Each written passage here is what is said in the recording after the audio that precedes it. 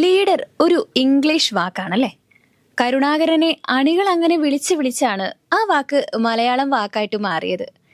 ഏത് നേതാവിനെയും വിളിക്കാവുന്ന ഒരു വാക്കാണ് ലീഡർ. പക്ഷേ കരുണാകരനെ അദ്ദേഹത്തിന്റെ ആരാധകർ വിളിച്ചത്ര ആത്മാർത്ഥതയോടെ കേരളത്തിലെ ആരെയും വിളിച്ചിട്ടില്ല എന്ന് തന്നെ നമുക്ക് പറയാം. അവരങ്ങനെ വിളിക്കാൻ ഒരു കാരണവുമുണ്ട്. കേരള കോൺഗ്രസിനെ ഉയർത്തെഴുന്നേൽപ്പിച്ച ലീഡറാണ് കരുണാകരൻ. പതിറ്റാണ്ടുകൾക്ക് മുൻപുള്ള കഥയാണിത്. 1991 പാർലമെന്റ് തിരഞ്ഞെടുപ്പ് പ്രചാരണത്തിന്റെ ഭാഗമായി ചെന്നൈ ശ്രീപെരുമ്പത്തൂരിലെ തിരഞ്ഞെടുപ്പ് സമ്മേളനത്തിൽ പങ്കെടുക്കാനെത്തിയ രാജീവ് ഗാന്ധി LTTE ആത്മഹത്യാ സ്ക്വാഡിലെ വനിതാ അംഗം നടത്തിയ ബോംബ് സ്ഫോടനത്തില് ചിതറിയപ്പോൾ അനാഥത്വത്തിന്റെ ആഴക്കടലിലേക്കാണ് കോൺഗ്രസ് വീണത്. നെഹ്റു കുടുംബത്തിൽ നിന്ന് ഒരാൾ പോലും അന്ന് കോൺഗ്രസിനെ നയിക്കാൻ വരാതിരുന്ന സാഹചര്യത്തിൽ നയിക്കാൻ ഒരു നേതാവിനെ കണ്ടെത്തുക എന്ന് പറയുന്നത് ശ്രമകരമായിരുന്നു. അവസരത്തിനൊത്തുയർന്ന് PV നരസിംഹറാവുവിനെ അധ്യക്ഷ സ്ഥാനത്തേക്ക് തിരഞ്ഞെടുക്കാനും പിന്നീട് പ്രധാനമന്ത്രി സ്ഥാനത്തേക്ക് തടയുവാനും മുന്നിട്ടിറങ്ങി ചരടുവരി നടത്തിയത് കേരള രാഷ്ട്രീയം ദേശീയ രാഷ്ട്രീയത്തിന് നൽകിയ പ്രതിഭാശാലിയും രാഷ്ട്രതന്ത്രജ്ഞനുമായ കരുണാകരനായിരുന്നു. അതോടെ ദേശീയ മാധ്യമങ്ങൾ അദ്ദേഹത്തെ രാജശില്പിയായി വിശേഷിപ്പിച്ചു. The king maker. തലയെടുപ്പുള്ള നിരവധി രാഷ്ട്രീയ നേതാക്കൾക്ക് കേരളം ജന്മം നൽകിയിട്ടുണ്ടെങ്കിലും ലീഡർ എന്ന വിശേഷണത്തിന് അക്ഷരാർത്ഥത്തിൽ തന്നെ അർഹനായ ഒരു നേതാവ് കരുണാകരൻ മാത്രമായിരുന്നു. ശരിക്കും പറഞ്ഞാൽ അദ്ദേഹം എല്ലാവരുടെയും നേതാവായിരുന്നു. കോൺഗ്രസ് പ്രവർത്തകരും നേതാക്കളും മാത്രമല്ല, മറ്റ് രാഷ്ട്രീയ പാർട്ടി നേതാക്കളും അദ്ദേഹത്തെ ലീഡറായി തന്നെ അംഗീകരിച്ചു. കണ്ണൂരിലെ ചിറക്കൽ കോവിലകത്തിന് സമീപമുള്ള കണ്ണൂത്ത് തറവാട്ടിൽ 1918 ജൂലൈ 5 അദ്ദേഹം ജനിച്ചത്. അദ്ദേഹം ഹൈസ്കൂൾ വിദ്യാഭ്യാസത്തിന് ശേഷം ജന്മനാ ലഭിച്ച ചിത്രകലാ അഭിരുചിയിൽ തുടർ പഠനത്തിനായി തൃശൂർ ആർട്സ് സ്കൂളിലെത്തി. ചിത്രരചനയോടുള്ള ഈ അഭിനിവേശത്തിൽ നിന്ന് ആവേശം ഉൾക്കൊണ്ടുകൊണ്ടാണ് പിന്നീട് അദ്ദേഹം കേരളത്തിന്റെ രാഷ്ട്രീയ ചിത്രം തന്നെ മാറ്റി വരച്ചത്. ദിവാൻ ഭരണത്തിനെതിരെ കോൺഗ്രസ് അനുഭാവികളായ ചെറുപ്പക്കാർ പ്രജാമണ്ഡലം എന്ന സംഘടനയ്ക്ക് രൂപം കൊടുത്തപ്പോൾ കരുണാകരൻ അതിന്റെ പ്രവർത്തനങ്ങളിൽ സജീവമായി. 1942 മഹാത്മാഗാന്ധി ക്വിറ്റ് ഇന്ത്യ സമരം പ്രഖ്യാപിച്ചപ്പോൾ അദ്ദേഹവും അതിൽ പങ്കാളിയായി. പോലീസ് മർദ്ദനവും തുടർന്ന് ജയിൽവാസവും അനുഭവിച്ചു. പിന്നീടാണ് അദ്ദേഹം തൊഴിലാളി സംഘടനാ രംഗത്തേക്ക് എത്തിയത്. ആ രംഗത്ത് വളർത്തിയെടുത്ത സംഘാടക പ്രതിഭയാണ് പിൽക്കാലത്ത് അദ്ദേഹത്തെ തിരുക്കൊച്ചി കോൺഗ്രസ് നേതൃത്വത്തിലേക്ക് എത്തിച്ചതും തൃശൂർ നഗരസഭാ കൗൺസിലറായും പിന്നീട് കൊച്ചി നിയമസഭാ അംഗമായി മാറ്റിയതും. കേരളപ്പിറവിക്ക് ശേഷം നടന്ന 1957 നിയമസഭാ തിരഞ്ഞെടുപ്പില് അദ്ദേഹം തൃശൂരിൽ നിന്ന് മത്സരിച്ചുവെങ്കിലും വിജയിക്കാനായില്ല. 1965 മാളയിൽ നിന്നും വിജയിച്ച ശേഷം തുടർച്ചയായി 8 തവണ ആ മണ്ഡലത്തെ പ്രതിനിധാനം ചെയ്തു. പിന്നീട് പാർലമെന്റിലേക്ക് പോകുന്നത് വരെ മാളയുടെ മാണിക്യമായി തന്നെ അദ്ദേഹം മാറി. 3 തവണ രാജ്യസഭയിലും 2 തവണ ലോക്സഭയിലും അംഗമായി. കോൺഗ്രസ് നേതാവും മുൻ ആഭ്യന്തരമന്ത്രിയുമായിരുന്ന PT ചാക്കോയുടെ മരണശേഷമുണ്ടായ പിളർപ്പോടെ കോൺഗ്രസ് നന്നേ ശോഷിച്ചിരുന്നു. 1967 നിയമസഭാ തിരഞ്ഞെടുപ്പിലൂടെ ഒരു അംബാസഡർ കാറിൽ യാത്ര ചെയ്യാവുന്നത്ര അംഗബലം മാത്രമുണ്ടായിരുന്ന കോൺഗ്രസിനെ പിന്നീട് നയിച്ചത് അദ്ദേഹമായിരുന്നു. കുശാഗ്ര ബുദ്ധിമാനായിരുന്ന EMS നമ്പൂതിരിപ്പാടിന്റെ നേതൃത്വത്തിലുണ്ടായിരുന്ന സപ്തകക്ഷി മുന്നണിയുടെ പരാജയങ്ങൾ അദ്ദേഹം കോൺഗ്രസിന്റെ നേട്ടമാക്കി മാറ്റി.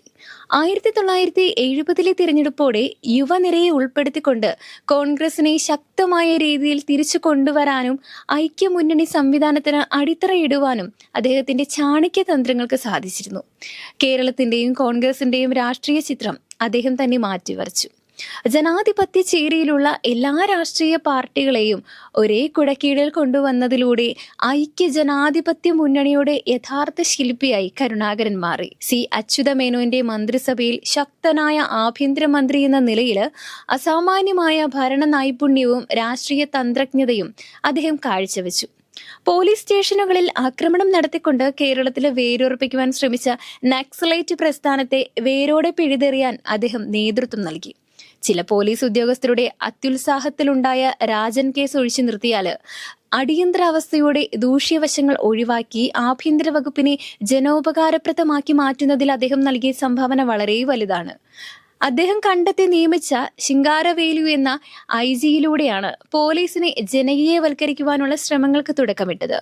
പോലീസ് സ്റ്റേഷനുകളിലേക്ക് കടന്നു ചെല്ലാൻ മാത്രമല്ല, ഫോൺ ചെയ്യാൻ പോലും സാധാരണക്കാർ ഭയപ്പെട്ടിരുന്ന ഒരു കാലഘട്ടമായിരുന്നു അത്. സ്റ്റേഷനിലേക്ക് ആര് ഫോൺ ചെയ്താലും ഫോൺ എടുക്കുന്ന ഉദ്യോഗസ്ഥന്റെ പേരും നമ്പറും പറയുന്നതിനോടൊപ്പം തന്നെ good morning, good afternoon, good evening എന്നിവ അവസരോചിതമായി പറയണമെന്ന് നിർബന്ധമാക്കി. ഇന്ത്യയുടെ പോലീസ് ചരിത്രത്തിൽ തന്നെ വിപ്ലവകരമായ മാറ്റമായിരുന്നു അത്. ജനങ്ങളോട് മാന്യമായും മര്യാദയോടും കൂടി പെരുമാറണം എന്നത് ശക്തമായി നടപ്പിലാക്കി. ഒന്നിൽ കൂടുതൽ ആളുകളുമായി സൈക്കിളിൽ യാത്ര ചെയ്താൽ പെറ്റിയടിക്കുന്ന സമ്പ്രദായം 70കളിൽ അദ്ദേഹം തന്നെ നിർത്തലാക്കിച്ചു. ആഭ്യന്തരമന്ത്രിയായിരുന്ന കരുണാകരൻ തന്നെയായിരുന്നു സിനിമ ഉൾപ്പെടെയുള്ള സാംസ്കാരിക വകുപ്പിന്റെയും ചുമതല. മലയാള സിനിമാ നിർമ്മാണം ആ കാലഘട്ടത്തിൽ കേന്ദ്രീകരിച്ചിരുന്നത് മദ്രാസിലായിരുന്നു. അവിടെ നിന്നും മലയാള സിനിമയെ കേരളത്തിലേക്ക് പറിച്ചു നടേണ്ടതിന്റെ ആവശ്യകത ചലച്ചിത്ര ലോകത്തെ പ്രഗത്ഭരായിരുന്ന രാമു കാര്യാട്ട്, പി ഭാസ്കരൻ, തോപ്പിൽ ഭാസി എന്നിവർ കരുണാകരനെ കണ്ട് സംസാരിച്ചു. ഇതിന്റെ പ്രാധാന്യം മനസ്സിലാക്കിയ കരുണാകരനാണ് ഫിലിം ഡെവലപ്മെന്റ് കോർപ്പറേഷൻ രൂപീകരിക്കാനായിട്ട് നടപടിയെടുത്തത്. അന്നത് രൂപീകരിക്കുമ്പോൾ ഇന്ത്യയിൽ തന്നെ പൊതുമേഖലയിൽ രൂപീകരിക്കുന്ന ആദ്യത്തെ ഫിലിം കോർപ്പറേഷൻ ആയിരുന്നു. പട്ടികജാതി പട്ടികവർഗ വിഭാഗങ്ങളുടെ ഉന്നമനത്തിനായും അദ്ദേഹം നിരവധി നടപടികൾ കൈക്കൊണ്ടിട്ടുണ്ട്. 4 തവണ മുഖ്യമന്ത്രിയും 1 തവണ കേന്ദ്രമന്ത്രിയുമായ കരുണാകരൻ ഭരണാധികാരി എന്ന നിലയിൽ സംസ്ഥാന വികസനത്തിൽ വലിയ പങ്കാണ് വഹിച്ചിട്ടുള്ളത്. അസാമാന്യം എന്ന് തോന്നുന്ന പല പദ്ധതികളും യാഥാർത്ഥ്യമാക്കി മാറ്റുന്നതിൽ വൈദഗ്ധ്യമുള്ള നേതാവായിരുന്നു അദ്ദേഹം. അതിന്റെ തെളിമയാർന്ന ഉദാഹരണമാണ് നെടുമ്പാശ്ശേരി അന്തർദേശീയ വിമാനത്താവളം. പൊതുമേഖലയെയും സ്വകാര്യ മേഖലയെയും ഒരുമിപ്പിക്കുന്ന PPP എന്ന ആശയം ഇന്ത്യയിൽ തന്നെ നിലവിലില്ലാതിരുന്ന അവസരത്തിലാണ് പൊതു സ്വകാര്യ മേഖലകളെ സംയോജിപ്പിച്ചുകൊണ്ട് നെടുമ്പാശ്ശേരിയില് വിമാനത്താവളം നിർമ്മിക്കാനായി അദ്ദേഹം മുൻകൈയെടുത്തത്. എറണാകുളം വൈപ്പിൻ ഗോശ്രീ പാലങ്ങളുടെ പദ്ധതി, തൃശൂർ ഗുരുവായൂർ റെയിൽവേ ലൈൻ, ഏഴിമല നാവിക അക്കാദമി, ദക്ഷിണ വ്യോമസേന കമാൻഡ്, കായംകുളം NTPC താപനിലയം, കൊച്ചി അന്താരാഷ്ട്ര സ്റ്റേഡിയം, കാലടി സംസ്കൃത സർവകലാശാല, മഹാത്മാഗാന്ധി സർവകലാശാല, Thiruvananthapuram regional cancer centre, Rajiv Gandhi centre for biotechnology എന്നിവയൊക്കെ സ്ഥാപിക്കുന്നതിലും അദ്ദേഹത്തിന്റെ ദീർഘവീക്ഷണം നമുക്ക് കാണാനായിട്ട് സാധിക്കും. കൊച്ചിയിലെ കയറ്റുമതി വികസന മേഖല സ്ഥാപിക്കുന്നതിലും കേരളത്തിലെ ദൂരദർശൻ പ്രക്ഷേപണ നിലയം സ്ഥാപിക്കുന്നതിലും അദ്ദേഹം പ്രത്യേകതരം താല്പര്യം കാണിച്ചു. ഒരു കാര്യം തീരുമാനിച്ചാൽ എല്ലാ പ്രതിബന്ധങ്ങളെയും അതിജീവിച്ചുകൊണ്ട് അത് നടപ്പിലാക്കാൻ അദ്ദേഹം ശുഷ്കാന്തി കാണിച്ചിരുന്നു. അതുപോലെ തന്നെ സർക്കാർ നയങ്ങൾ ആത്മാർത്ഥതയോടെ നടപ്പിലാക്കാൻ ശ്രമിക്കുന്ന ഉദ്യോഗസ്ഥർക്ക് മനഃപൂർവ്വമല്ലാത്ത പിഴവുകൾ ഉണ്ടായാലും അവരെ അങ്ങേയറ്റം സംരക്ഷിക്കാൻ അദ്ദേഹത്തിന് മടിയില്ലായിരുന്നു. അതുകൊണ്ട് തന്നെയാണ് ഉദ്യോഗസ്ഥർക്കും അദ്ദേഹം പ്രിയങ്കരനായി മാറിയത്. 2010 ഡിസംബർ 23-നാണ് ഒരേ ഒരു ലീഡർ K. കരുണാകരൻ 92-ാം വയസ്സിൽ ഈ ലോകത്തോട് വിട പറയുന്നത്. കേരളം ഭരിച്ച അജ്ഞാത ശക്തിയും കരുത്തും ഭരണപാടവവും കാഴ്ചവെച്ച അപൂർവം ഭരണാധിപരിൽ ഒരാളായിരുന്നു അദ്ദേഹം. അദ്ദേഹത്തിന്റെ ഓർമ്മകൾക്ക് മുൻപിൽ 1000 ഓർമ്മപ്പൂക്കൾ അർപ്പിക്കുന്നു.